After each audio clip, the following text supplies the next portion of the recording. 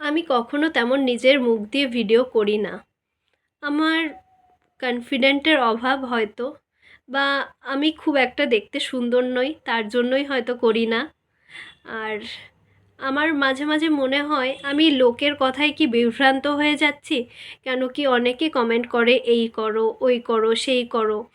আর তারপরে মনে হলো যে সবার কথা শুনতে গেলে তো আমার নিজস্বতা থাকছে না। তো সেই নিয়েই আমি তোমাদের একটা গল্প বলবো। তাহলে চলো গল্পটা শুরু করি। একজন ফল বিক্রেতা তার দোকানে ব্ল্যাকবোর্ডে লিখে রেখেছিলেন, এখানে তাজা ফল বিক্রয় করা হয়। তো একজন কাস্টমার ফল কিনতে কিনতে বললেন যে এখানে কথাটি কেন লিখেছেন, এটা তো ফলেরই দোকান।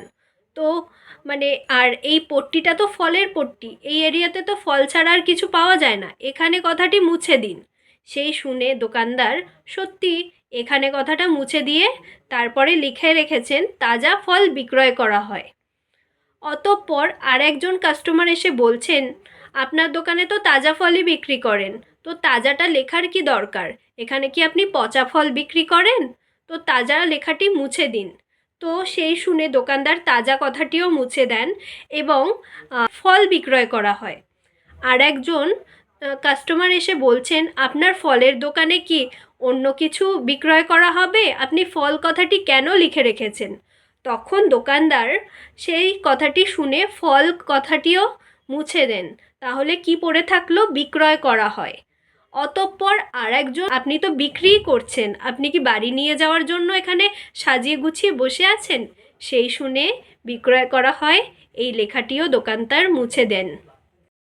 এরপর আর একজন কাস্টমার এসে বললেন, আপনি বোর্ডটা কেন টানিয়ে রেখেছেন যখন কিছু লেখেননি? আপনি বোর্ডটা খুলে দিন, যখন কিছু লেখেননি তখন বোর্ডটা বেকার টানিয়ে রাখার তো কোনো মানে হয় না। তাহলে তুমি এখান থেকে কি শিখলে?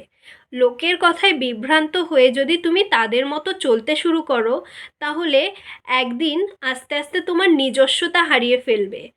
তাহলে তোমার নিজস্ব কোনো মন্তব্য, মতামত, ব্যক্তিত্ব কিছুই থাকবে না।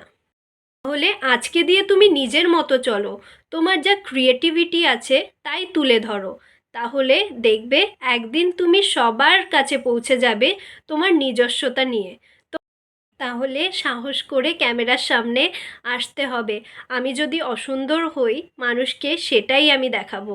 আমার যদি কোনো ক্রিয়েটিভিটি না থাকে, আমি যেমন করে কথা বলি, আমি যদি ভালো করে কথা নাও বলতে পারি, আমার কথার মধ্যে আড়ষ্টতা আছে, জড়িয়ে যাচ্ছে, আস্তে আস্তে আমি হয়তো সেটা জয় করে আপনাদের কাছে ভালো করে কথা বলতে পারবো। আপনাদের কাছে হয়তো আমি আর দেখতে সুন্দর হতে পারবো না, যেরকম দেখতে আছি আপনারা সেরকম চেরি ব্লসামকেই মেনে নেবেন। তো আজকে আসি, আরও একটা নতুন গল্প নিয়ে আপনাদের সাথে চলে আসবো।